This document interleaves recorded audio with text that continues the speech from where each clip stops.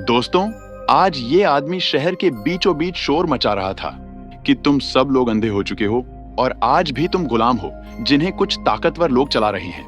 और इसके ही कुछ समय बाद हम दो आदमियों को देखते हैं जो कि शाम के अंधेरे में चुपके से एक जंगल के बीचों बीच पहुंचते हैं। वहां से कुछ दूर एक सीक्रेट मेंशन पार्टी में उन्होंने देश के बेहद ही पावरफुल लोगों को देखा जो कि एक अजीब तरह के रिचुअल में शामिल थे। लेकिन वो दोनों कौन थे और उनकी पूरी स्टोरी हम आज की कहानी में जानेंगे। कहानी शुरू करने से पहले मैं आपको बता दूं कि ये कहानी एक डॉक्यूमेंट्री स्टाइल में बनाई गई है, जो कि एक फिक्शनल कहानी है।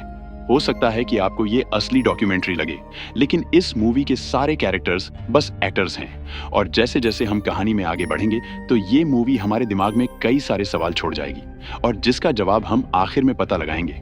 इस मूवी के लिए मैंने रेडिट पर भी काफी रिसर्च की। कुछ लोग मानते हैं कि ये महज एक कहानी है, लेकिन कुछ लोग सहमत नहीं होते। बाकी अगर मेरी ये वीडियो नॉर्मल रही तो ठीक है, और अगर अपने आप डिलीट हो जाए तो आप खुद समझदार हैं। तो कहानी शुरू होती है एक कोट से, जिसमें 1870 के ब्रिटिश प्राइम मिनिस्टर द्वारा लिखा गया था कि जो लोग असल में दुनिया चलाते हैं और जो आपको दिखाए जाते हैं वो दोनों ही अलग लोग हैं। और इसके बाद हम उसी अनजान आदमी को देखते हैं जो सरकारी बिल्डिंग्स के नीचे शोर मचा रहा था कि जनता को जवाब दो, सबको सच बताओ कि हम आज भी आजाद नहीं हैं, ये महज एक मजाक है। उस आदमी का नाम टेरी है। वो बोला कि हम इंसान हैं और तुम्हारे लिए कोई ओवर पॉपुलेशन वाली बढ़ती हुई आबादी नहीं जो तुम हमें कंट्रोल कर रहे हो। उस आदमी की वीडियो किसी ने इंटरनेट पर डाली और काफी व्यूज आए, और इसी सिलसिले में दो नौजवान फिल्म मेकर्स उससे मिलने आए जिनका नाम एरन और जिम है। अब टेरी का इंटरव्यू लिया जाता है, जिसमें उसने बोला कि हम आम जनता बस एक एक्सपेरिमेंट का हिस्सा हैं। ये सोसाइटी जिन लोगों ने बनाई थी वो बहुत ही इंटेलिजेंट लोग हैं।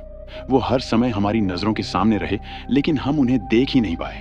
हम सोचते हैं कि हम आजाद हैं, लेकिन हमारा दिमाग आज भी गुलाम है। उसने बताया कि उसने सालों की न्यूज़पेपर कटिंग्स को इकट्ठा किया और छोटी छोटी खबरों की डिटेल्स को समझा जो कि नॉर्मल नहीं लगती। उसकी दीवार पूरी न्यूज़पेपर कटिंग से भरी हुई थी। उसने बोला कि हम सारे कॉन्स्पिरेसी थ्योरिस्ट ऐसे पब्लिकली बात नहीं कर सकते, तो हम एक गेम के प्राइवेट सर्वर पर बात करते हैं। ऐसा इसलिए क्योंकि सरकार ने कुछ ऐसे कानून बनाए थे कि शक होने पर लोगों को नए कानून के तहत सीक्रेट लोकेशंस पर गिरफ्तार करके रख सकते थे। और यही रीजन था कि कुछ सच बोलने वाले लोग अपने आप ही समाज से गायब हो जाते हैं। उससे पूछा गया कि तुम्हें इतनी सीक्रेट खबरों की जानकारी कैसे थी। टेरी हंसते हुए बोला कि जवाब सिंपल है, मैं हर एक खबर पर ध्यान से रिसर्च करता हूँ। एक आम इंसान मेरी तरह बन सकता है, लेकिन इसकी एक कीमत होती है। अगर मुझे जितना पता है वो तुम्हें भी पता चल जाए तो तुम सो नहीं पाओगे। एरन और जिम उसकी बातों को ध्यान से सुनते हैं। उसने बताया कि ऐसे ऐसे कानून आ चुके हैं कि सरकार किसी भी समय नेशन इमरजेंसी बोलकर किसी भी यूएस सिटीजन को कैंप्स में रख सकती है। तो उसका सवाल सिंपल है, क्या तुम सच में आजाद हो? एरन और जिम ने बताया कि हम शुरू से ही इसी की स्टोरी को कवर करना चाहते थे, क्योंकि इंटरनेट की दुनिया में बहुत सी कॉन्स्पिरेसी थ्योरीज हैं कि दुनिया को कुछ पावरफुल लोग चला रहे हैं, लेकिन हम नहीं जानते थे कि शुरू कहां से करें। ऐसे में हमारी नजर टेरी की पुरानी क्लिप पर पड़ी, जो सड़कों के बीच माइक्रोफोन लेकर शोर मचा रहा था। पहले उन्होंने अलग अलग लोगों से इंटरव्यू लिया जो आज भी ये मानते हैं कि ये कंस्पिरेसी थ्योरीज सच हैं। सरकार जरूर कुछ छुपा रही थी। कुछ लोगों ने तो ऐसी थ्योरीज पर स्टोर भी खोल रखे थे। पूछने पर बताया कि हम सारी इंफॉर्मेशन को इंटरनेट पर डाल सकते हैं, लेकिन इंटरनेट भी कहीं ना कहीं कंट्रोल किया जा सकता है, लेकिन फिजिकल कॉपीज नहीं। सारे अलग अलग लोग उन पावरफुल लोगों की बात कर रहे थे। जिम ने पूछा कि वो लोग कौन हैं, तो सबके अलग अलग जवाब आए। कुछ का इशारा आंख वाले ग्रुप की तरफ था, तो कुछ का कहीं और। उनमें से कुछ लोगों का सवाल कॉमन था कि जब ये प्लेन्स आसमान से गुजरते हैं तो क्या स्प्रे कर रहे होते हैं। कुछ मानते थे कि ये ओजोन लेयर को प्रोटेक्ट करने के लिए है, लेकिन कुछ मानते हैं कि ये हमें बीमार करने के लिए स्प्रे किया जा रहा है। इसके बाद हम फिर से टेरी पर आते हैं। उससे पूछा गया कि क्या लोग तुम्हारी बात सुनते हैं। वो बोला कि जब लोग उस पर ध्यान नहीं देते तो वो अपने न्यूज़पेपर कटिंग वाले बोर्ड को उठाकर लोगों के बीच चला जाता है और शोर मचाकर उन्हें ये सब दिखाता है। कुछ लोग सहमत होते तो कुछ लोग उससे ये बोलकर लड़ने आ जाते हैं कि साला तू पागल है। टेरी से पूछा गया कि तुम आखिर ये सब करके क्या प्रूव करना चाहते हो। टेरी बोला कि आंसर सिंपल है कि सबको सच पता चलना चाहिए। मैं अकेला रहूंगा तो कभी भी गायब हो जाऊंगा, लेकिन ये जानकारी सभी को पता चलेगी तो यूएस सरकार को जवाब देना होगा। जिम बोला कि शायद हमने टेरी की बात ना सुनी होती तो ही बेहतर होता, क्योंकि हम कुछ दिन बाद फिर से टेरी से मिलने गए तो उसका घर खाली हो चुका था, जैसे कि वो गायब ही हो गया हो। उसे कॉल भी किए, लेकिन कोई जवाब नहीं आया। हमने टेरी के गेमिंग सर्वर पर भी ट्राई किया, लेकिन उसका कुछ पता नहीं चला और जाहिर सी बात है कि हम पुलिस को मिसिंग कंप्लेंट नहीं दे सकते थे। गेम सर्वर के लोगों से टेरी के बारे में पूछा तो सबने उनको घूर कर देखा और कोई जवाब नहीं दिया। टेरी तो गायब था, लेकिन उसकी न्यूज़पेपर कटिंग वहीं रह गई थी। टेरी के मकान मालिक को घर साफ करवाना था, तो जिम और एरन ने डिसाइड किया कि टेरी की न्यूज़पेपर कटिंग्स को वो अपने पास रख लेंगे। घर पहुंचकर दोनों डरे हुए थे कि अब आगे क्या किया जाए, क्योंकि जब वो टेरी का पुराना इंटरव्यू कर रहे थे तो उसी समय उन्होंने एक अजीब आदमी को देखा जो कि वहां साइकिल पर बैठा उन्हें देख रहा था। टेरी ने बोला कि ये आदमी पिछले कई हफ्तों से मेरा पीछा कर रहा था। तो अब जिम और एरन को भी डर था कि अगर उन्होंने इस प्रोजेक्ट को कंटिन्यू किया तो कहीं उन पर कोई खतरा ना आ जाए। कुछ समय बाद उनके घर पर एक हाउस पार्टी होती है जिसमें जिम अपनी बीवी के साथ था, लेकिन एरन शांत बैठा था। शायद वो टेरी के बारे में ही सोच रहा था। वो खामोशी से फिर से टेरी के पुराने इंटरव्यू को देख रहा था, जिसमें उसे ये भी शक था कि 9/11 के हमले में जरूर सीक्रेट सरकारी एजेंसीज की ही मिली भगत थी, और इसमें वो अमेरिकन सीक्रेट एजेंसी के शामिल होने का शक जाहिर कर रहा था, जिसका वो नाम नहीं बता सकता। टेरी बोला कि वर्ल्ड वॉर 1 से हमारा कोई लेना देना ही नहीं था, लेकिन सरकार ने जानबूझकर एक अमेरिकी शिप को वहां भेज दिया और उस शिप के सभी जवान मारे गए, और उसी कारण से अमेरिका भी वर्ल्ड वॉर 1 में शामिल हो गया, और जिसके बाद सिर्फ आम जनता की जान गई। सरकार तो मजे से अपने अपने महलों में बैठी रही। और सेम ऐसा ही हुआ वियतनाम युद्ध के दौरान। वियतनाम वॉर से अमेरिका का कोई लेना देना ही नहीं था। गल्फ ऑफ टॉनकिन में 2 अमेरिकी बोट्स पर वियतनाम की बोट्स ने हमला किया, और उसी तरह हम वियतनाम की जंग में शामिल हो गए। और बाद में हमारी खुद की सरकार ने ये तक बोल दिया कि गल्फ ऑफ टॉनकिन में जो घटना हुई थी ऐसा कुछ हुआ ही नहीं, वो बस एक झूठ था। और सालों तक वियतनाम वॉर में कितने अमेरिकी जवान शहीद हुए ये भी हमसे छुपाया गया। दोस्तों, वैसे अगर आपको ये वियतनाम वॉर में जवानों का झूठा आंकड़ा देने की बात नहीं पता तो आप प्लीज इस कहानी के बाद उस स्टोरी को जरूर देख लेना। लिंक मैं आपको डिस्क्रिप्शन में दे दूंगा।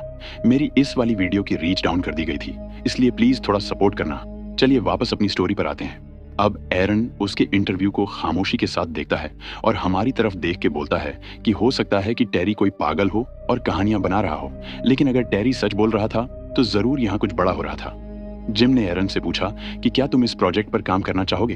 एरन पहले तो हंसा, लेकिन फिर से एक अजीब सी खामोशी के साथ टेरी की पुरानी वीडियो देखने लगा और एकदम से बोला कि मैं ये जरूर करूंगा, और अपने काउच को हटाया और टेरी की सारी न्यूज़पेपर कटिंग्स अपनी दीवार पर लगाने लगा। दिन गुजरे और एरन अपनी रिसर्च में और डूब गया, लेकिन जिम को यह सब बकवास लगने लगा, क्योंकि हर सवाल एक ना एक डेड एंड पर खत्म होता जा रहा था। एरन ने उसे काफी मनाया, लेकिन जिम ने कहा कि हो सकता है कि टेरी बस चीजों को बढ़ा चढ़ाकर सोच रहा था और हमें इस प्रोजेक्ट को छोड़ देना चाहिए। और इसके बाद दोनों में बहस होती है और जिम चला जाता है। एरन को भी कुछ समझ नहीं आ रहा था कि अब आगे क्या किया जाए। इसी बीच हम एक महिला का इंटरव्यू सुनते हैं जो बोलती है कि पैरानॉइड और डिल्यूजन से भरे हुए लोग हर एक चीज में कोई कॉन्स्पिरेसी थ्योरी बनाने लगते हैं और अलग अलग तरह की कहानियां बनाते हैं, लेकिन ये सब सच नहीं होता। अब ये महिला कौन थी ये हमें आगे पता चलेगा। यहाँ हफ्तों का समय और गुजरा और आज कैमरामैन फिर से जिम के पास आया और बोला कि एरन ने तुम्हारे लिए एक सरप्राइज तैयार किया है। जिम जैसे ही एरन के रूम में आया तो एरन ने बहुत ही एक्साइटमेंट से उसे बताया कि मैंने पता लगा लिया कि आखिर इन सब न्यूज़पेपर कटिंग का सच क्या था। टेरी पागल नहीं था, वो सही बोल रहा था। एरन ने बताया कि मैंने सारी खबरों की डेट्स को लिखा और उन्हें इंटरनेट पर सीरियल वाइज चेक किया, और उसके सामने जो आया उससे उसका दिमाग हिल गया। देश में जो भी मेजर इवेंट्स हुए थे उससे पहले एक पावरफुल लोगों के सीक्रेट ग्रुप की मीटिंग्स हुई थी जिसमें पावरफुल लीडर्स भी शामिल थे, और इस ग्रुप का नाम टार्सस ग्रुप है, जिसे हम टी ग्रुप बोलेंगे। और ये आर्टिकल बहुत पहले एक मार्क टकर नाम के आदमी ने लिखा था जिसका कोई अता पता ही नहीं है। ये सुनते ही जिम भी खामोश हो गया। अब ये टी ग्रुप क्या था, और देश में हर जगह उनके ऑफिस भी थे, लेकिन उन्होंने कभी ऐसा कोई नाम सुना ही नहीं था। जिम खुश था कि एरन ने सारे पॉइंट्स को जोड़ लिया था, लेकिन दिल में अभी भी डर था कि अब आगे क्या किया जाए। लेकिन अभी तो शुरुआत है, आगे और हैरान होने वाले थे। जब उन्होंने टी ग्रुप की वेबसाइट खोली और जिसमें लिखा था कि हम लीडरशिप क्वालिटी सिखाते हैं, और उस पर एक फोन नंबर भी दिया था। डरते हुए एरन ने उस पर कॉल मिलाया तो दिमाग घूम गया। दूसरी तरफ से कोई नहीं बोला, बस एरन को उसी का नंबर रिपीटेड तरह से सुनाई दिया। ये बहुत अजीब था और अब वो दोनों थोड़ा डरने लगे थे, मतलब यहां से आगे कोई जानकारी नहीं मिलेगी। अब दोनों ने फैसला किया कि इस मार्क टकर नाम के आदमी को ढूंढेंगे जिसने वो आर्टिकल लिखा था। इंटरनेट पर हर जगह अपना नंबर छोड़ा और ढेर सारे स्टेटस डाले, लेकिन कुछ पता नहीं चला। इसके कुछ दिन बाद उन दोनों ने टेरी वाली गेम सर्वर में भी पूछताछ शुरू की। वहां एक प्लेयर आया और बोला कि मैंने तुम्हारे सोशल मीडिया स्टेटस पढ़े और तुम टी क्लब के पीछे क्यों पड़े हो। जिस पर वो दोनों बोले कि पहले ये बताओ कि तुम कौन हो। वो प्लेयर बोला कि मैं ही मार्क टकर हूँ। वो दोनों शॉक हो गए और उसे रिक्वेस्ट करते हुए मिलने के लिए बुलाया। वो आदमी मान गया। कुछ दिनों बाद वो आदमी आया जिसका चेहरा ब्लर किया गया था। उसने बताया कि वो पहले टाइम्स मैगजीन में काम करता था और एक बड़ी और अमीर फैमिली पर एक आर्टिकल लिख रहा था, और फैक्ट चेक करते हुए उसने पाया कि उस अमीर फैमिली के तार कई सदियों से टी ग्रुप नाम की कंपनी से जुड़े हुए थे, और ये अमीर फैमिली एक इन्वेस्टमेंट कंपनी चलाती थी जिसके कई सारे ऑफिस देश भर में थे। और थोड़ा और रिसर्च करने पर पता चला कि ये एक तरह से फाइनेंशियल मार्केट में अपनी पकड़ बनाए हुए थे। जिम ने पूछा कि जब तुमने वो आर्टिकल लिखा तो तुम्हें डर नहीं लगा। जिस पर मार्क ने बोला कि मैंने जो असली आर्टिकल लिखा था वो तो कभी दुनिया के सामने आया ही नहीं। वो आर्टिकल पब्लिश करने से पहले बहुत बार एडिट कर दिया गया था, और फिर भी उसने आर्टिकल पब्लिश होने दिया क्योंकि वो जानता था कि एरन और जिम की तरह ही लोग आर्टिकल पढ़ के उसे ढूंढने और सच का पता लगाने जरूर आएंगे। बिल ने पूछा कि अगर तुमने टी ग्रुप की इतनी जानकारी निकाली थी तो एट द एंड तुम्हें उनके बारे में क्या पता चला। मार्क ने बस एक ही जवाब दिया, न्यू वर्ल्ड ऑर्डर।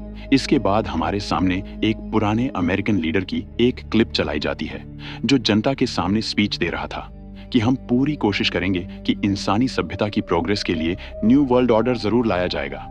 मार्क ने बोला कि न्यू वर्ल्ड ऑर्डर का मतलब हमें झूठ बताया गया। असल में इसका मतलब ये था कि कुछ पावरफुल लोग पूरी इंसानी सभ्यता को कंट्रोल करेंगे और पूरी दुनिया में उनका ही कंट्रोल रहेगा, चाहे दुनिया में कोई बड़ा इवेंट हो या फिर स्टॉक मार्केट को गिराना हो, ये सब उनके ही इशारे पर होगा।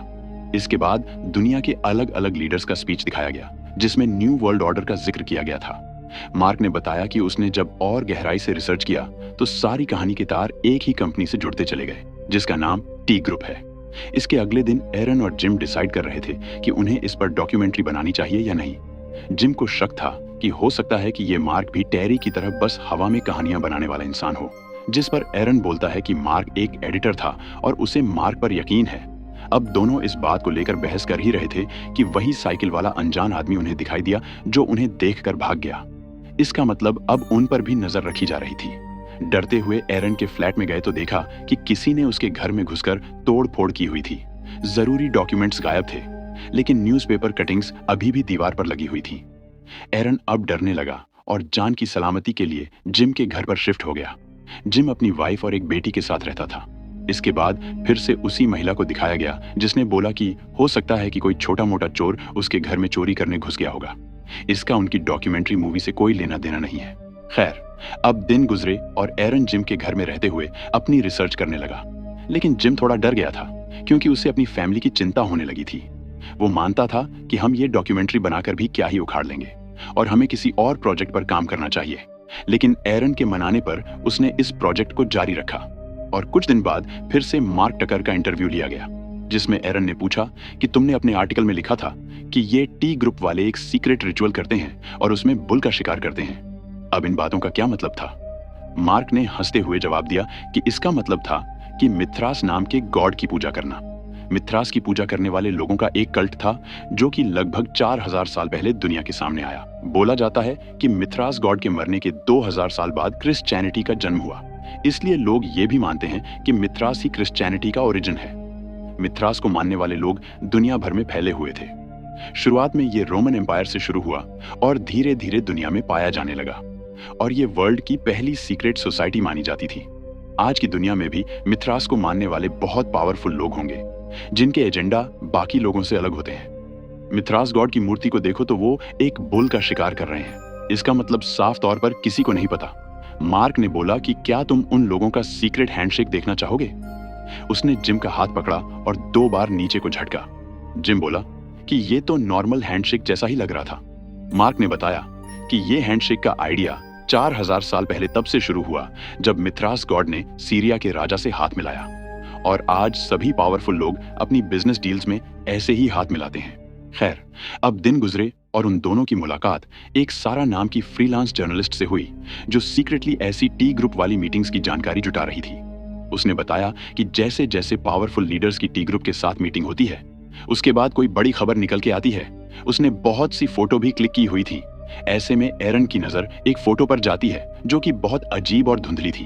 सारा ने बताया कि पूरे देश में बस यही इकलौती फोटो है जिसमें टी ग्रुप का सीक्रेट रिचुअल देखा जा सकता है, जिसमें वो बुल का शिकार कर रहे हैं। ये काफी शॉकिंग था। अब दिन गुजरे और क्यूरियोसिटी के चलते उन दोनों ने डिसाइड किया कि वो भी उस सीक्रेट रिचुअल के बारे में पता लगाएंगे। इसलिए एक गैजेट शॉप से उन्होंने 2 स्पाई कैमरा लिए जिन्हें टाई पर लगा सकते थे। लेकिन यहाँ कुछ अजीब हुआ। जैसे ही दुकान से निकले तो एक काले शीशे वाली एसयूवी उनका पीछा करने लगी और काफी देर तक उनके पीछे लगी रही। डरते हुए एक स्टोर के आगे अपनी गाड़ी रोकी तो वहां भी वो एसयूवी आई और कुछ देर बाद चली गई। ये शायद उन्हें डराने के लिए था कि जो भी कर रहे हो वो फौरन बंद कर दो। ये सब यहीं खत्म नहीं हुआ। शाम को जैसे ही डिनर के बाद घर के बाहर गए तो देखा कि फिर से वही एसयूवी बाहर खड़ी थी। एरन को गुस्सा आ गया और वो घर के बाहर उनके पीछे भागा, लेकिन वो एसयूवी चली जाती है। अब उन लोगों को घर के बारे में भी पता लग गया था। ये सब देख जिम डर जाता है। इसके बाद शाम को डरते हुए अपने स्पाई कैमरा की टेस्टिंग करने लगे तो जिम की बीवी आई और पूछने लगी कि तुम क्या करने वाले हो। जिम ने झूठ बोला कि हम कुछ नहीं कर रहे। इसका मतलब वो बैकआउट कर रहा था, जिसके कारण उसकी एरन से फिर से बहस हो जाती है, क्योंकि इतनी दूर आकर वो ऐसे प्रोजेक्ट को बीच में नहीं छोड़ सकते। लेकिन जिम ने बोला कि हमारी डॉक्यूमेंट्री बनाने से कुछ नहीं बदलेगा।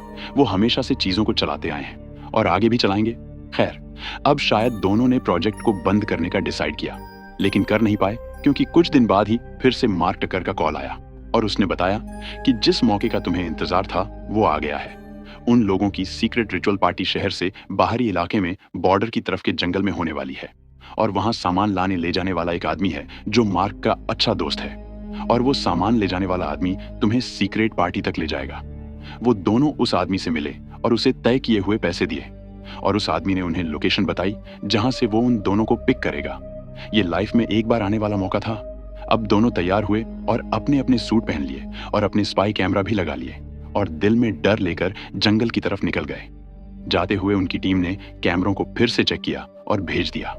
अब हम आगे की स्टोरी को उनकी टाई में लगे स्पाई कैमरा से देखेंगे। इसके बाद दोनों जंगल में बताई हुई दिशा की तरफ चलते हैं और एक पुराने शैक के बाहर कुछ देर वेट करते हैं और सूरज ढलने के बाद हाईवे की ओर भागना शुरू कर देते हैं। हाईवे के नजदीक इंतजार करने के दौरान जिम एक बार फिर से एरन से पूछता है कि अगर चाहो तो हम यहाँ से वापस भी जा सकते हैं, अभी भी कुछ नहीं बिगड़ा। एरन कुछ जवाब देता कि इतने में ही एक गाड़ी वहां आती है जो कि उसी सामान लाने ले जाने वाले की थी। उसने उन्हें अपने पिकअप ट्रक में छुपाया और सीक्रेट पार्टी की लोकेशन की तरफ ले गया। इसके बाद अंधेरा छा गया और हमें जॉन एफ कैनेडी की एक क्लिप दिखाई गई जिसमें बैकग्राउंड में उनकी एक स्पीच चल रही थी, जिसमें उन्होंने बोला था कि हम एक फ्री नेशन हैं और हम खुले तौर पर ऐसी सीक्रेट सोसाइटीज को अपोज करते हैं। जो भी फैसला किया जाएगा वो जनता का होगा और उनकी मौत हो जाती है। अब ये क्लिप दिखाना सच में काफी शॉकिंग था। खैर, अब वो दोनों ट्रक से निकलते हैं और अपना सूट बूट चमकाकर उस मेंशन में दाखिल हो जाते हैं जहां बहुत ही पावरफुल और अमीर लोग थे जिनके चेहरे ब्लर कर दिए गए थे।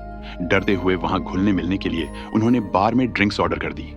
इतने में ही पीछे से एक बूढ़ा आदमी आया और उनसे पूछा कि क्या आज तुम्हारा पहला शिकार है। उन दोनों ने हाँ बोला और इतने में ही वो बूढ़ा आदमी हंसते हुए बोला कि इसका मतलब तुम रेवन हो और इस ब्रदरहुड में तुम्हारा स्वागत है। यहाँ रेवन का मतलब वो नौजवान थे जो आज पहली बार वहां उस सीक्रेट सोसाइटी में शामिल होने आए थे। जाते हुए वो बूढ़ा बोला कि मैं एक लायन हूं और एक दिन तुम भी लायन बनोगे, और हंसते हुए वहां से चला जाता है। इसके बाद दोनों वहां घूमने लगते हैं ताकि ज्यादा से ज्यादा लोगों को देख पाएं। लेकिन जैसे जैसे वो सबको देख रहे थे तो उतना ही घबराते जा रहे थे, क्योंकि वहां ऐसे ऐसे पावरफुल लोग थे जिनका उस सोसाइटी में होना ही काफी शॉकिंग था। इसके बाद जिम एक रूम में दाखिल होता है जहां टेबल पर ढेर सारे खंजर और ढेर सारे रेवन वाले मास्क पड़े थे और शायद वहां एक मिथरास का स्टैच्यू भी रखा था। इसको थोड़ा ध्यान से देख लीजिए, इसके बारे में आगे बात करेंगे। इतने में ही ग्रे सूट में एक आदमी आता है जो उन सभी चाकुओं की तारीफ करने लग जाता है। वो दोनों भी उस पार्टी की तारीफ करते हुए वहां से निकल जाते हैं। अभी वो घूम ही रहे थे कि इतने में ही बाहर से जोर से एक बेल बजती है और सभी लोग पार्टी छोड़कर बाहर की तरफ जाना शुरू कर देते हैं और एक जगह इकट्ठा होकर एक डायरेक्शन में देखना शुरू करते हैं। इतने में ही बैग पाइपर बजता है और कुछ लोग हाथों में मशाल लिए उनकी तरफ आते हैं और उनमें से एक आदमी जिसने लायन मास्क पहना था वो सभी को वहां आने के लिए शुक्रिया बोलता है और नए लोगों का स्वागत करता है। इसके बाद सभी पुराने लोग मास्क पहन लेते हैं और नए लड़कों को वहां से ले जाया जाता है। डरते हुए उन दोनों को भी एक लाइन में खड़ा किया जाता है और एक दिशा की ओर चलने को बोला जाता है। वहां पहुंचते ही सबको लाइन से खड़ा किया जाता है और बारी बारी टेंट के अंदर भेजा जाता है। वहां एक लायन मास्क पहना हुआ होस्ट बारी बारी सब नए लड़कों को एक रिचुअल परफॉर्म करवा रहा था और रिचुअल पूरा होते ही उन्हें रेवन का मास्क पहनाकर एक ग्लास में ये पीने को दे रहा था। अब जिम का रिचुअल में जाने का समय था और एरन लाइन में पीछे था, लेकिन यहाँ कुछ बहुत ही शॉकिंग हुआ। एरन की नजर वहां मार्क टक्कर पर पड़ती है, जिसका सब खुशी से स्वागत कर रहे थे। और ये देख एरन समझ गया कि मार्क ने हमें धोखा दिया था। जरूर वो भी इस सोसाइटी का हिस्सा है। वो टेंट के अंदर जाकर जिम को निकालना चाहता था, लेकिन बाकी लाइन में लगे हुए लोगों ने उसे चुप होने को कहा। और फाइनली जिम का रिचुअल पूरा हुआ और वो रेवन वाला मास्क पहनकर बाहर चला गया। अब जिम जैसे ही वापस हाउस में पहुंचा तो वही ग्रे सूट वाला आदमी उसे बधाई देने लगा और बोला कि तुम्हारी जिंदगी अब पूरी तरह से बदल जाएगी। उसने भारी आवाज में कहा कि तुमने एक ऐसा सर्कल ज्वाइन किया है जिसे कभी तोड़ा नहीं जा सकता, क्योंकि अगर इसे तोड़ा तो तुम्हारी बीवी और छोटी सी बच्ची का ख्याल कौन रखेगा। ये बात सुनते ही जिम डर जाता है और अपनी वाइफ को कॉल करने के बहाने से वहां से जाने की कोशिश करता है। और जैसे ही बेसमेंट में आता है तो वहां वो ग्रे सूट वाला पहले से ही उसका इंतजार कर रहा था। इसके बाद स्क्रीन ब्लैक हो जाती है और इसके बाद हम एरन को देखते हैं। अब उसके रिचुअल की बारी थी। उसे भी सेम रिचुअल करवाया जाता है और वहां से भेज दिया जाता है, लेकिन जैसे ही वो शीशे में देखता है तो उसके फेस पर रेवन का नहीं बल्कि एक बुल का मास्क था। इसका मतलब उन दोनों का झूठ पकड़ा गया और अब सभी लोग उसका शिकार करेंगे। अब जैसे ही वो टेंट से बाहर आता है कि तभी एक बेल बजती है और वहां मौजूद सभी लोग पागलों की तरह हाथ में खंजर लेकर उसके पीछे भागने लग जाते हैं। वो भी डरते हुए जान बचाने के लिए भागता है और जंगल की तरफ भागते हुए झाड़ियों में छुप जाता है। सभी रेवन उसे काफी देर तक ढूंढते हैं और वहां से चले जाते हैं। इसके बाद जान बचाकर वो जंगल से बाहर की ओर भागता है और भागते भागते वापस उसी वुडन शैक तक आ जाता है। मतलब कि अब हाईवे ज्यादा दूर नहीं था। लेकिन जैसे ही अंदर देखा तो जिम वहां चुपचाप और उदास बैठा था। अब एरन जैसे ही जिम से मिलने अंदर गया तो जिम को आवाज लगाता है, लेकिन जैसे ही साइड में देखा तो सभी रेवन उसे मारने के लिए पीछे लग गए और इतने में ही सामने से भी काफी सारे लोग आ गए और इसके बाद कैमरा ब्लैक हो जाता है। इसके कुछ दिन बाद हम एक अमीर आदमी को इंटरव्यू में देखते हैं जिसने बताया कि टी ग्रुप एक फाइनेंस हैंडलिंग कंपनी है जो कि सरकार के छोटे मोटे प्रोजेक्ट्स में भी काम करती थी। उसने बोला कि टी ग्रुप को लेकर जनता में बहुत सारी बातें फैलाई जाती हैं, लेकिन वो सब झूठ है और ये आदमी कोई और नहीं बल्कि टी ग्रुप का चीफ ऑपरेटिंग ऑफिसर था। उसने बोला कि लोग अक्सर बोलते हैं कि हम सीक्रेटली कुछ ना कुछ कर रहे हैं, लेकिन हमारा तो यही गोल है कि दुनिया के सभी ग्लोबल लीडर्स मिलकर काम करें और दुनिया को बेहतर बनाएं। इसके बाद हम फिर से उसी महिला को देखते हैं जिसने बताया कि टी ग्रुप की मीटिंग्स फाइनेंशियल मार्केट से रिलेटेड होती है, इसलिए लोग अक्सर उन्हें कोई सीक्रेट रिचुअल बोलकर बदनाम करते रहते हैं, क्योंकि लोग ऐसा मानते हैं कि हम अमीर हैं तो जरूर हमारे कोई सीक्रेट्स हैं, लेकिन ऐसा नहीं है। और ये महिला कोई और नहीं बल्कि टी ग्रुप की सीनियर वाइस प्रेसिडेंट थी। और इसके बाद हम फिर से जिम को देखते हैं। इंटरव्यूअर ने पूछा कि उस पार्टी में तुम दोनों के साथ क्या हुआ। जिम के चेहरे पर घबराहट थी और उसने बोला कि हम बस अमीर लोगों की पार्टी में बिन बुलाए घुस गए थे। उन्होंने हमें पकड़ा और काफी पूछताछ के बाद हम दोनों को छोड़ दिया। और इसके कुछ दिन बाद एरन को बहुत शर्मिंदगी महसूस हुई और वो एक दिन बिना कुछ बताए ही चुपचाप घर छोड़कर चला गया।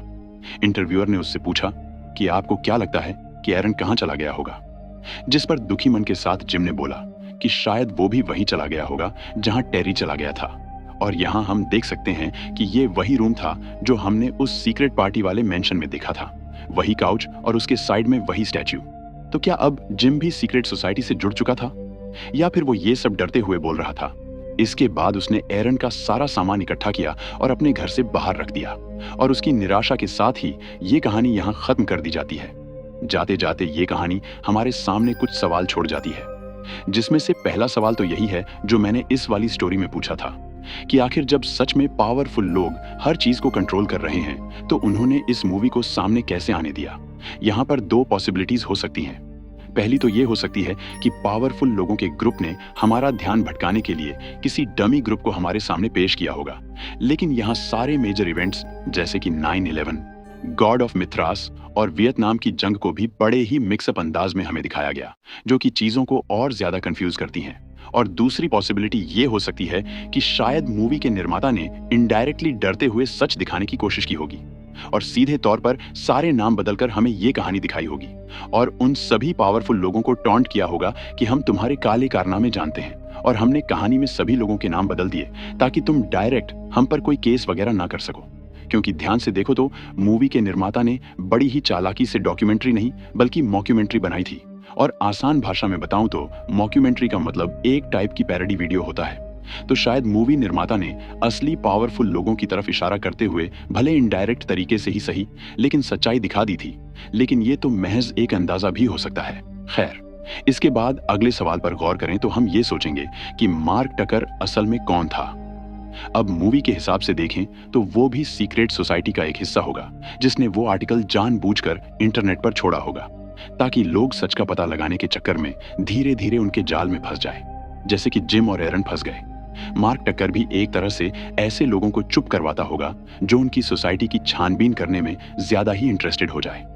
खैर, अब ये तो महज एक पॉसिबिलिटी थी, और सच क्या है ये किसी को नहीं पता। आपको क्या लगता है? आप अपनी अपनी राय मुझे कमेंट्स में जरूर बताना, और कहानी में आखिर तक बने रहने के लिए आप सभी का शुक्रिया।